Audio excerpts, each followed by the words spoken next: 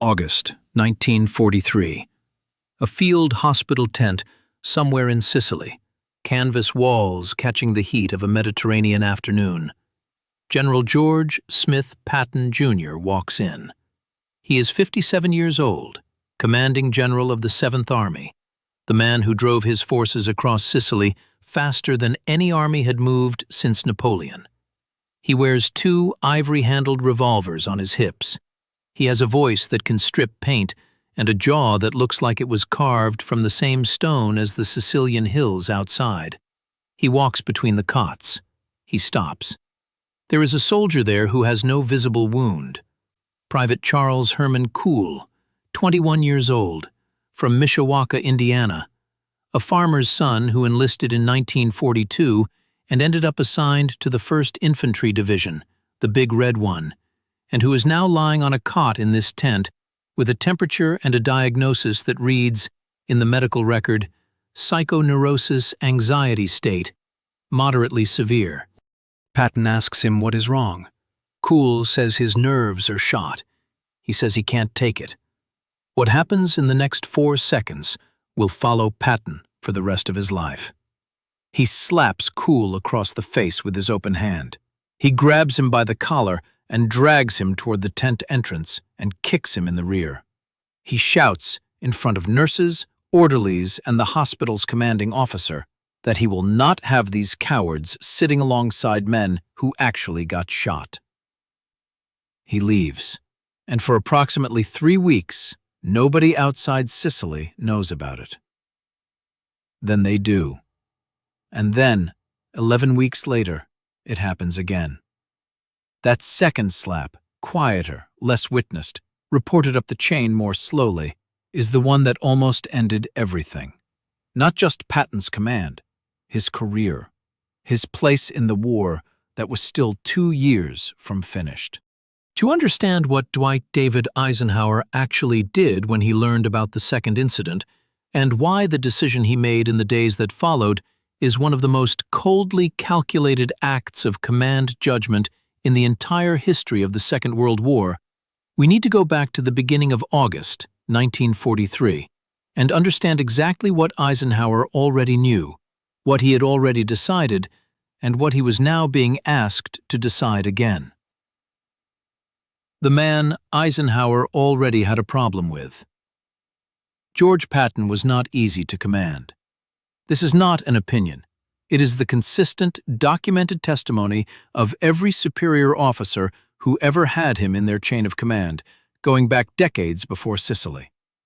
Eisenhower knew this.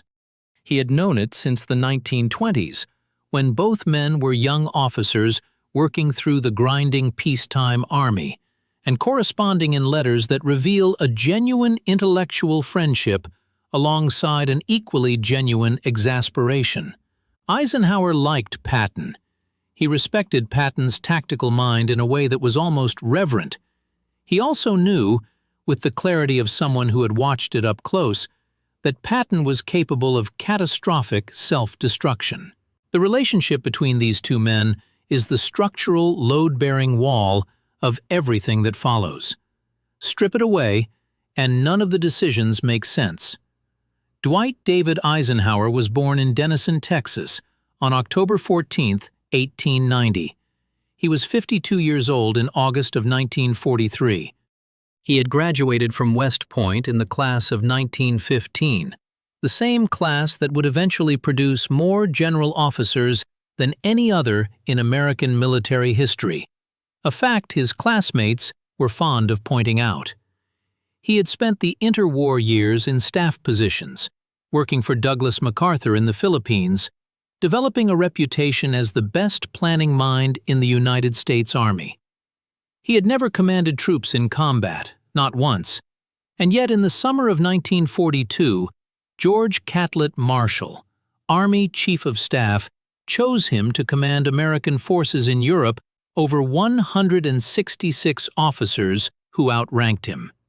Marshall saw something in Eisenhower that had nothing to do with battlefield flair.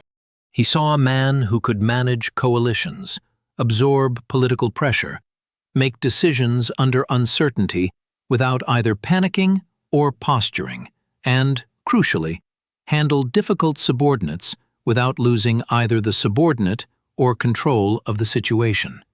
That last quality was about to be tested.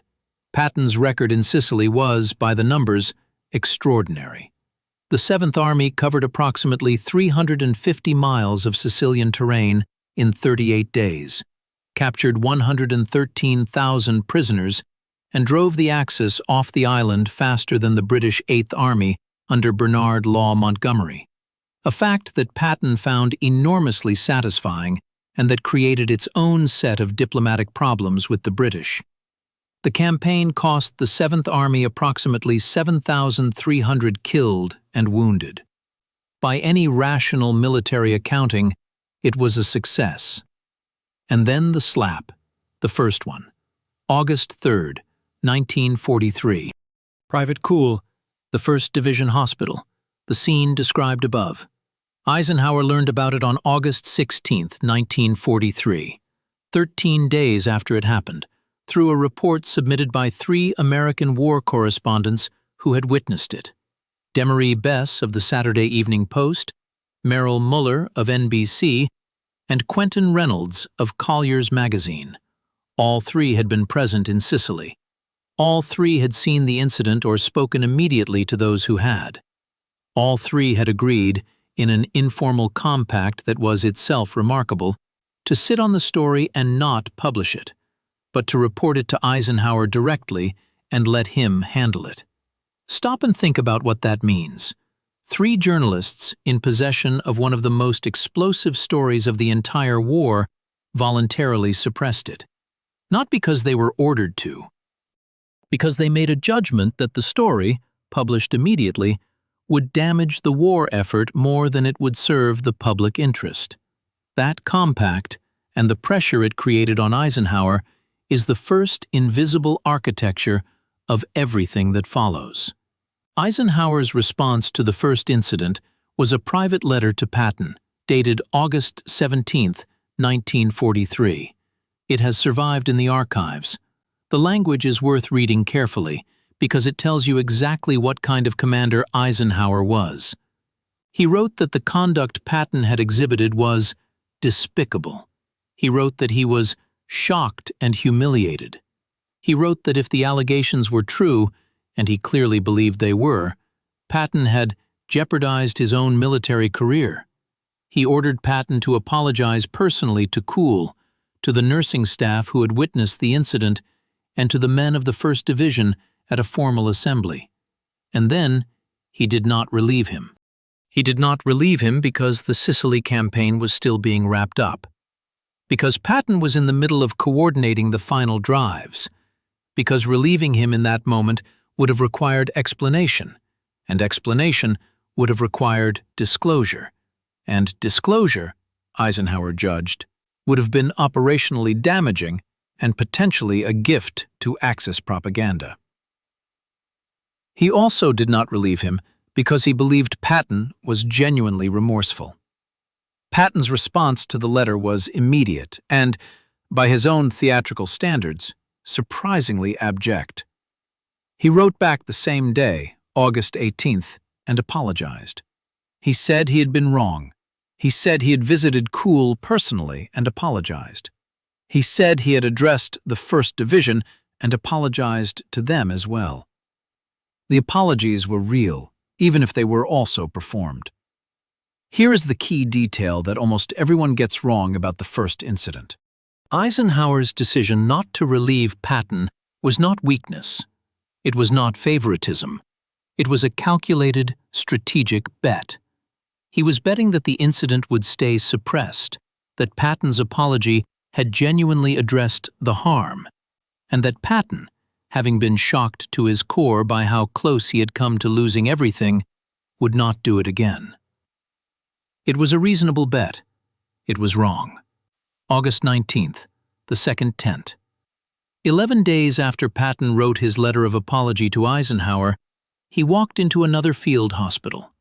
August 19th, 1943, the 93rd Evacuation Hospital, located near Sant'Agata di Militello on the northern coast of Sicily. Patton was visiting the wounded, which he did regularly and which was, by all accounts, a genuine expression of his complicated relationship with his men. He moved through the wards. He stopped at cots. He spoke to men who had been shot, men who had been burned, men who had pieces of metal in their bodies that the surgeons had not yet gotten to. And then he came to Private Paul Gino Bennett. Meet Private Paul Gino Bennett. He was 21 years old. He was from South Carolina, Augusta specifically, a mill town on the Savannah River. He had enlisted in 1942 and been assigned to the 13th Field Artillery Brigade. He was not lying in the hospital because of a wound. The admission record listed his condition as a nervous disorder. He had been in the ward for 4 days. What Patton saw was a young man who was crying. The accounts of what happened next are slightly less unanimous than the accounts of the Cool incident, because there were fewer witnesses, and the witnesses were more reluctant to speak. But the core sequence is documented in the report later compiled by Brigadier General Frederick Bless, the theater's chief surgeon, and corroborated by the hospital's commanding officer, Lieutenant Colonel Perrin Long. Patton asked Bennett what was wrong. Bennett said he was unable to stand the shelling. Patton lost control completely. He slapped Bennett across both cheeks. He called him a coward. He pulled his pistol, one of the ivory-handled revolvers, and waved it in the direction of Bennett's head, though every witness account is clear that he did not point it directly at him or make an explicit threat to fire. He shouted that he would not have "these yellow bastards" hiding in hospitals when brave men were dying outside. He ordered Bennett out of the hospital. The hospital's commanding officer physically intervened and redirected Patton out of the ward. Here is what makes the second incident categorically different from the first. The man Patton slapped was not, in any reasonable medical assessment, a coward avoiding combat. Paul Bennett had been in the line for 4 consecutive days without sleep during some of the heaviest fighting of the entire Sicilian campaign. His battery commander had submitted him for treatment specifically because Bennett had been shaking uncontrollably and was considered a danger to himself and others in his current state. The medical staff at the 93rd Evacuation Hospital had diagnosed him with what the records called anxiety state. The battery commander's report, which survived in the regimental files, noted that Bennett had repeatedly refused to be evacuated, insisting he did not want to leave his unit. He had not wanted to leave. He had been ordered to the hospital by his own officers because he was genuinely incapacitated. Hold that detail. The report from Lieutenant Colonel Long reached Eisenhower's headquarters on August 22nd, 3 days after the incident. Long's report was clinical and unsparing. It described the slapping, the pistol, the verbal abuse, and the intervention by the commanding officer. It recommended that Patton be relieved of command. Eisenhower was in Algiers when he read it. He did not respond immediately. He sat on the report for 4 days. Those 4 days, August 22nd through August 26th, 1943, are the operational core of this investigation. Because what Eisenhower was doing in those 4 days was not hesitating. He was calculating. And the calculation was one of the most consequential pieces of strategic reasoning any commander made in the entire European theater. To understand it, you have to understand what Eisenhower knew on August 22nd that the rest of the world did not. He knew that the Sicily campaign was effectively over. The last Axis forces evacuated to the Italian mainland on August 17th, 2 days before the Bennett incident. He knew that the next operation, the invasion of mainland Italy, Operation Avalanche, the landing at Salerno, was being planned for September 9th. He knew that the planning for the cross-channel invasion of France, what would eventually become Operation Overlord, was already in serious preliminary discussion, and that the Americans and British were actively debating who would command it. He knew that Patton's name was on the list of candidates for that command. And he knew one more thing, which is the pivot point of everything. He knew that the Germans were watching. German military intelligence, the Abwehr, had files on every major Allied commander. Those files rated Patton as the most dangerous American general in the field. Not Eisenhower, not Omar Bradley, Patton. The Germans had watched what he did in Sicily and drawn the only rational conclusion. This was the man the Americans would send to lead their most important operations. They were planning accordingly.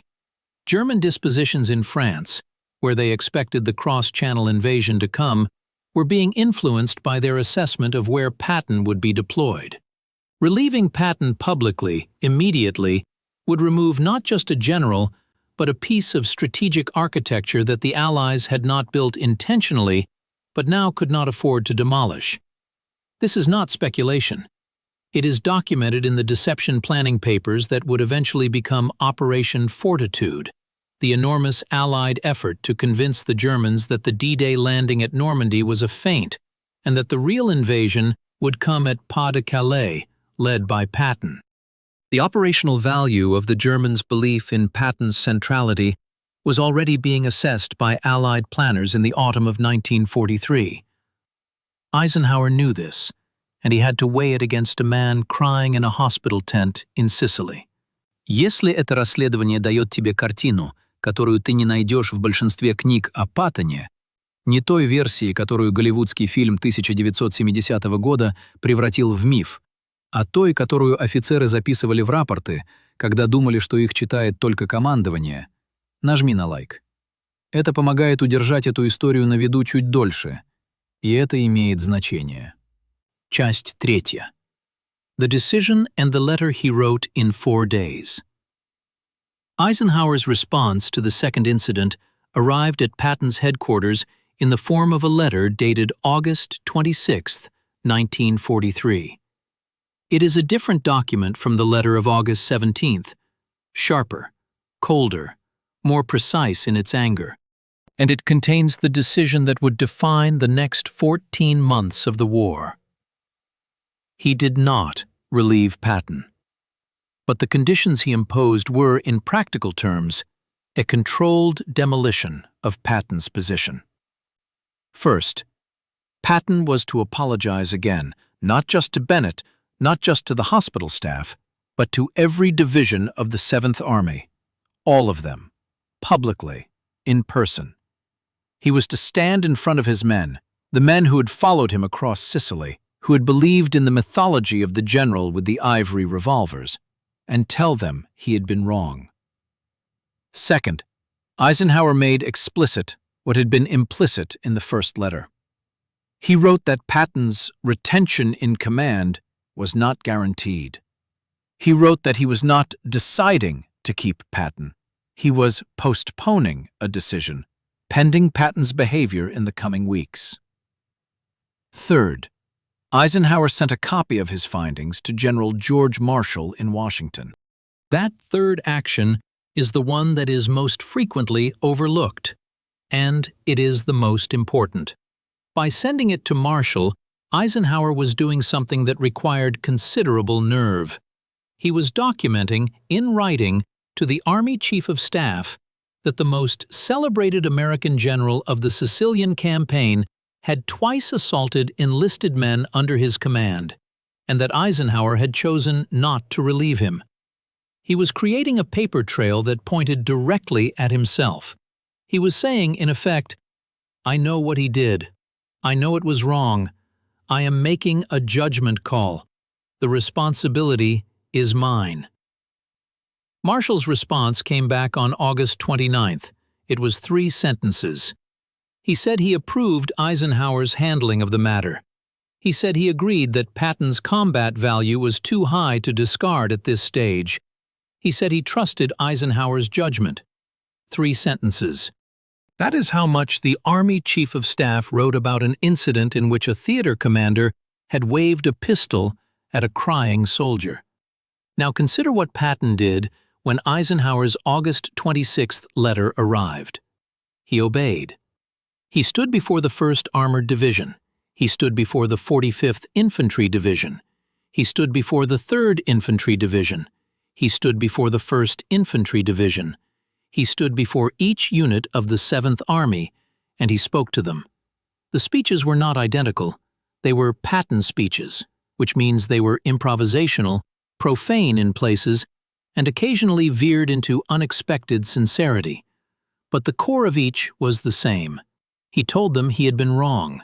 He told them that men suffering from battle fatigue were not cowards. He told them he was sorry. The men's reactions were, by multiple accounts, complicated. Some units cheered him. The Big Red One, the 1st Infantry Division, the unit that had witnessed the Cool incident, received his apology with something between silence and restrained hostility. One soldier, whose account was recorded by journalist Quentin Reynolds after the war, said, "We didn't know whether to clap or walk away. We just stood there." That line, remember it. Now the story takes a turn that Eisenhower had not anticipated, and that would force his hand in a way that the 2 slapping incidents themselves had not. Drew Pearson. Drew Pearson was a columnist. His syndicated radio program, Washington Merry-Go-Round, reached an estimated 60 million Americans every week. He was not part of the group of correspondents who had agreed to suppress the story. He had his own sources in the theater, sources who were not bound by the informal compact of Bess, Muller, and Reynolds. On November 21, 1943, 3 months after the second slapping incident, Pearson went on the air and told the story. Not accurately, not completely, but recognizably. He said that Patton had struck a soldier suffering from shell shock in a military hospital in Sicily. He said the incident had been covered up. He implied that the cover-up went to the highest levels of Allied command. The reaction was immediate and enormous. Congress demanded answers. The War Department received more than 1,000 letters in the first week, a figure that the department's own records document, the overwhelming majority calling for Patton's court-martial or dismissal. Senators rose on the floor to demand accountability. The press, released from the informal compact by Pearson's broadcast, published everything they had been sitting on for 3 months. And Eisenhower was standing in the middle of all of it. Here is the forensic reconstruction of what happened in the 72 hours after Pearson's broadcast. Eisenhower was in Algiers. He was simultaneously managing the aftermath of the Salerno landings, which had come dangerously close to catastrophe in September, and the increasingly complex political situation in Italy, where the new Italian government under Marshal Badoglio was proving to be an unreliable partner. He was also in the background in discussion about the command of Overlord, discussions he did not know would result in his own appointment, which came in December. He did not panic. He drafted a statement for the War Department that acknowledged the incidents, acknowledged his own decision not to relieve Patton, and framed that decision explicitly in terms of military necessity. He did not hide behind the security classification of the deception operations. He simply stated, in language that was public-facing and clear, that Patton's value as a combat commander had been weighed against his misconduct, and that he had made a command judgment. He then did something that completed the calculation he had begun in August. He told Patton he was being removed from command of the 7th Army. Not court-martialed, not dismissed from the service. Removed from the specific command he held, placed in a kind of operational limbo, and assigned to a new role that was, and this is the part that requires careful attention, deliberately constructed to make the Germans believe he was still at the center of Allied planning. Patton's new assignment, formalized in early 1944, was command of the 1st United States Army Group, FUSAG, a formation that existed largely on paper, built around a skeleton of real units and an enormous infrastructure of fake radio traffic, false intelligence, and planted deceptions. Its purpose was to convince German intelligence that the main Allied invasion of France would come at Pas-de-Calais, not Normandy. Its success depended entirely on the Germans believing that Patton, the man they feared most, was commanding it. He was, and he wasn't. He was the face. He was the name on the German intelligence reports.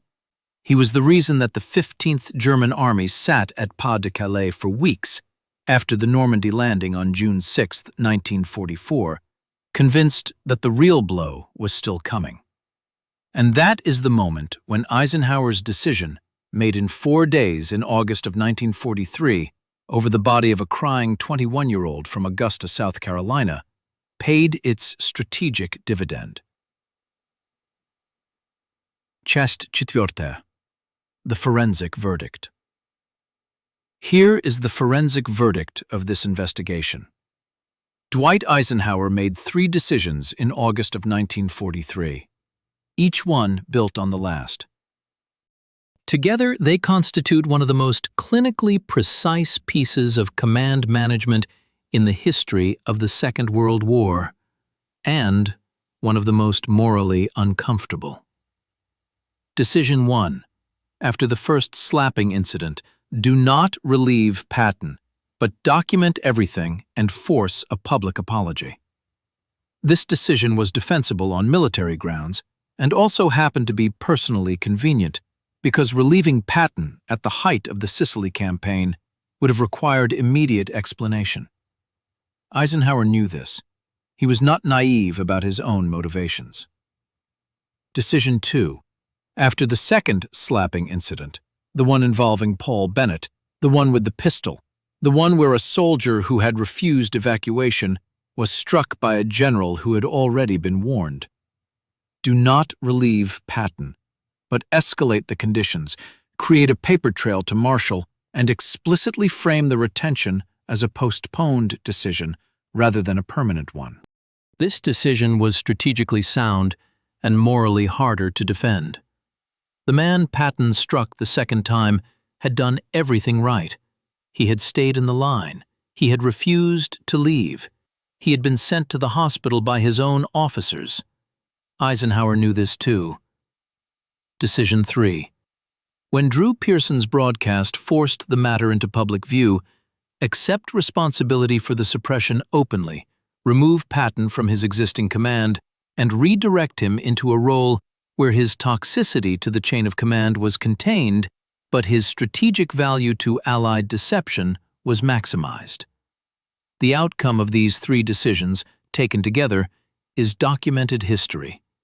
Operation Fortitude succeeded. The Germans kept the 15th Army at Pas de Calais for weeks after D-Day. The Normandy beachhead consolidated. The war in the West moved toward its conclusion. But the outcome for Paul Bennett is also documented history. He was treated at the 93rd Evacuation Hospital and returned to duty.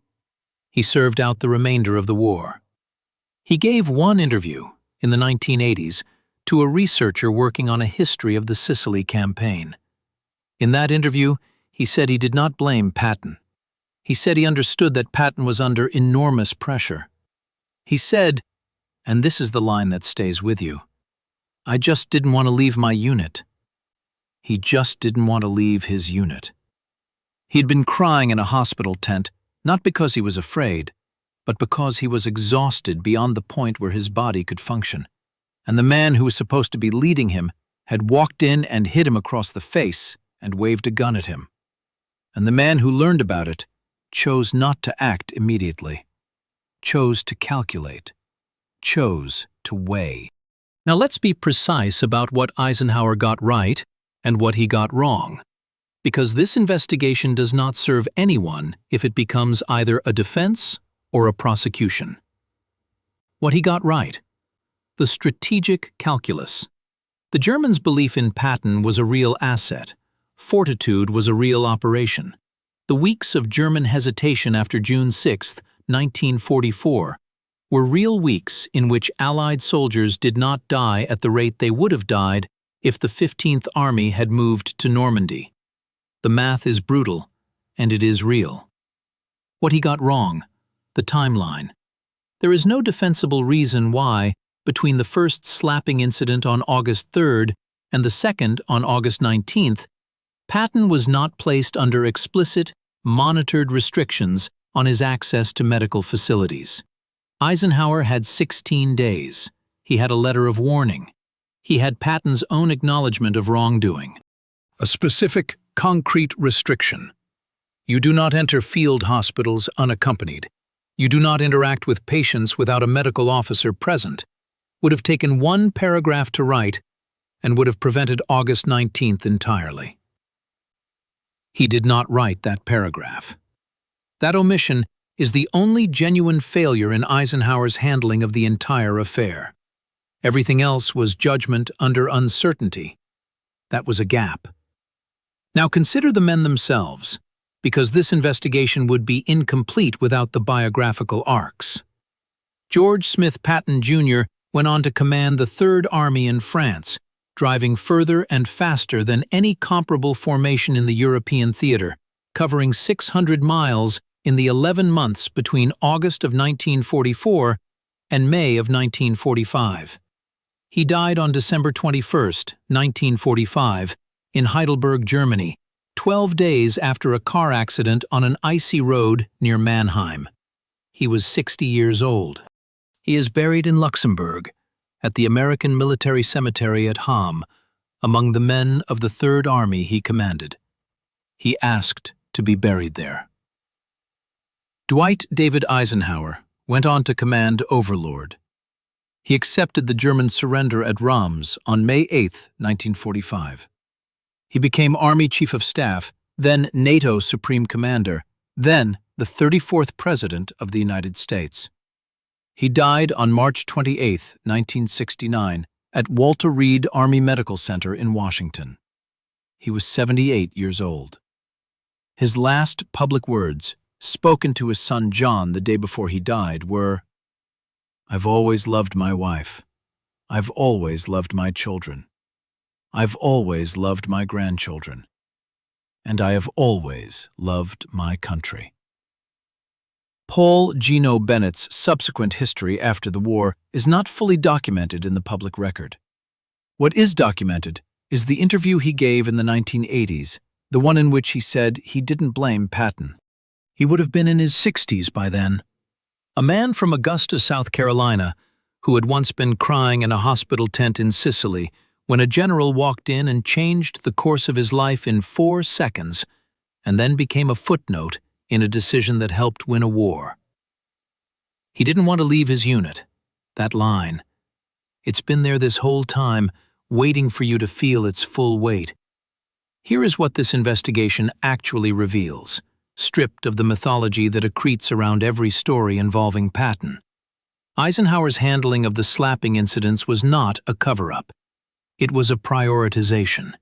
He looked at 2 things, a soldier's dignity and a war's outcome, and he decided, in writing, with his name on it, sent to his superior, that the second outweighed the first.